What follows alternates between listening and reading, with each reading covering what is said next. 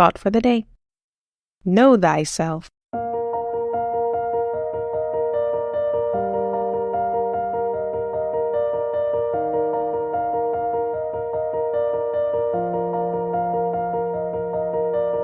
Welcome to 7 Minutes for Yourself.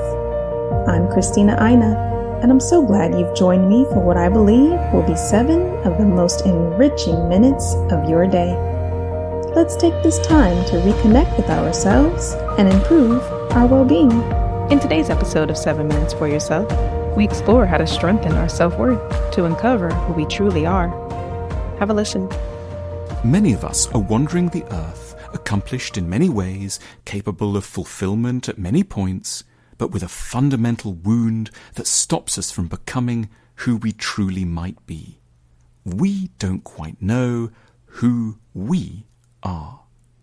It isn't, of course, that we can't remember the basics of our biographies.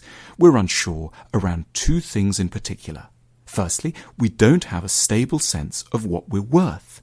And secondly, we don't have a secure hold on our own values or judgments. Without knowing who we are, we tend to have particular trouble coping with either denigration or adulation. If other people decide that we are worthless or bad, there will be nothing inside us to prevent us from swallowing their verdicts in their entirety, however wrong-headed, extreme or unkind these might be. We'll be helpless before the court of public opinion.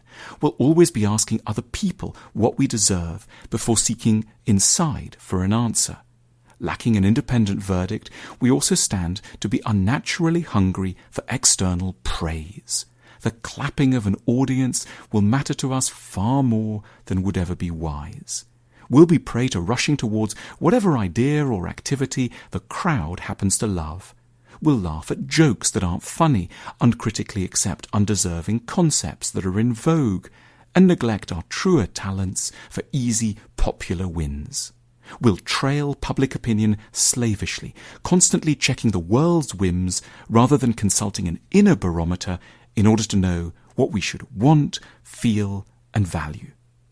We need to be kind on ourselves. No one is born with an independent ability to know who they are.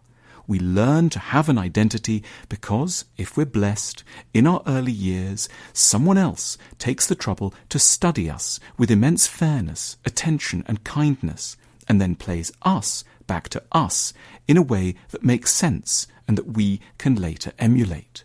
They give us the beginning of a true portrait of our identity, which we can then take on and enrich over the years and use as a defense against the distorting verdicts from hurried or ill-intentioned others. Knowing who one is really the legacy of having been known properly by somebody else at the start. This early identity building tends to unfold with apparently innocuous but life-saving small steps.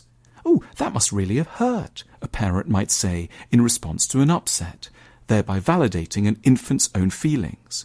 Or, "It's okay not to feel happy on your birthday," the parent might say at another point, delicately upholding an infant's less typical response to certain events. Ideally, the child isn't just known, he or she is also interpreted as likable.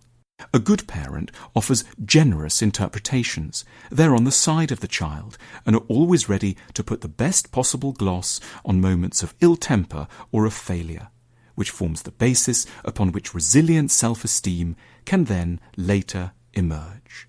Now, that's the ideal, but it can, of course, go very wrong and often does. A parent may offer mirroring that is out of sync with the reality of the child. "Look, who's such a happy little boy or girl?" a parent might insist, when actually the opposite is clearly the case, thereby badly scrambling the child's ability to connect with their own emotions. Or the parent might only lend the child a very harsh, punitive way of interpreting itself, repeatedly suggesting that the child is ill-intentioned or no good.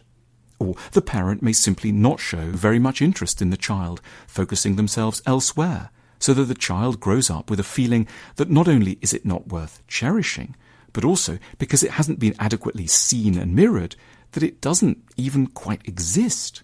A feeling of unreality is the direct consequence of emotional neglect. Realizing that we lack a stable identity is a sobering realization, but we can, with a fair wind, start to correct the problem at any point. We need to seek out the help of a wise and kindly other person, perhaps a good psychotherapist, someone who can study us closely, mirror us properly, and then validate what they see. Through their eyes, we can learn to study, perhaps for the first time, how we really feel, and take seriously what we actually want. We can, by being witnessed generously, more often learn to take our own sides and feel increasingly solid inside, trusting ourselves more than we trust the crowd, feeling that we might be able to say no, not always swaying in the wind, and feeling that we are in possession of some of the ultimate important truths about us. Having come to know ourselves like this, we will be a little less hungry for praise, a little less worried by opposition, and a lot more original in our thinking. We will have learned the vital art of both knowing and befriending who we really are. That concludes today's episode of 7 Minutes for Yourself. Please take a moment to rate and review the show on Apple Podcasts. Today and every day with your kiddo is a gift. Enjoy it. Thanks for tuning in.